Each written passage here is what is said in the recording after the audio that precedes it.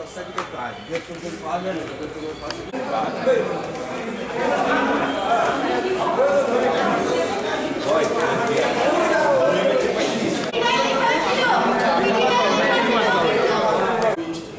যে বিষয় আছে সেই কুইজে 80% উপরে নাম্বার পেতে হবে এবং তার উপর দাঁড়িয়ে ওবিআর একটা সার্টিফিকেট জেনারেট করবে। এই টোটাল প্রসেসটাই আজকে একদিনের মধ্যেই আমাদের কমপ্লিট করতে হবে।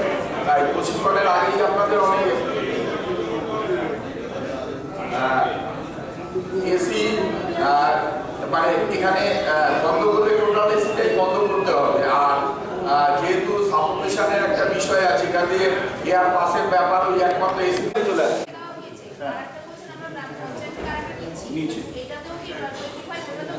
একদম একদম মানে ধরুন যে নির্ণয় অ্যাপের মাধ্যমে আপনারা যখন গ্রাম সভার থিম নিয়েছেন তাহলে এই দুটো থিম হচ্ছে আপনার প্রায়োরিটি থিম। এছাড়াও আরো 7টা থিম রয়েছে, সেখানে আরো অনেক রকমের অ্যাক্টিভিটি আছে যেগুলো গ্রাম পঞ্চায়েতের প্রয়োজন অনুযায়ী রাখতে পারবে।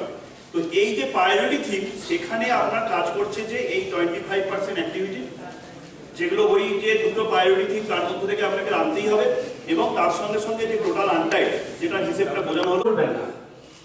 তারপরে দেখবেন 3টে কলম আছে, একটা আছে বেসিক প্রোফাইলের ওয়ার্ড সংখ্যা যেটা আমরা এখন দেখাচ্ছি। এই সংখ্যাটা স্প্রেডশিটের ওই কলমে বসাবেন। এই যে সংখ্যাটা পাবেন এখানে দেখতে অ্যাডমিন দিয়ে লগ ইন করে বেসিক প্রোফাইল ওইখানে বসাবেন। এরপরে আরেকটা সংখ্যা বসাতে হবে, সেটা কোথা থেকে বসাবেন বলছি। আর 3 নম্বর কলম আছে অ্যাকচুয়াল আপনার সংসদ কত। এখানে কিন্তু আচ্ছা, আমরা আজকে যে অধিবেশন তার যে মুখ্য উদ্দেশ্য সেটা ছিল শিল্প পরিকাঠামো সঞ্চালক এবং তাদের সচিবদের পুনঃ প্রশিক্ষণ।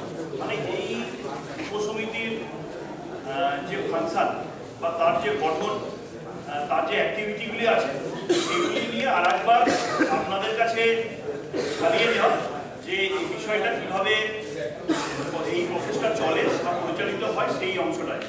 তো তার আগে যেটা আমাদের কাছে এক্ষুনি কিছু ইমার্জেন্সি ওয়ার্ক হিসেবে ছিল সেই বিষয় নিয়ে একটু আলোচনা হচ্ছিল, এটা সবাইকার জন্যই রিলেটেড।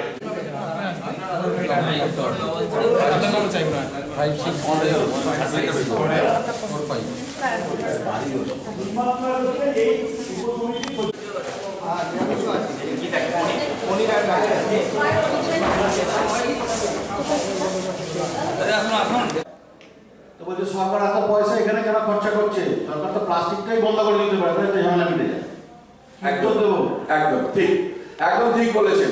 দেখুন ওই মানে এগুলো দেখুন একদিনে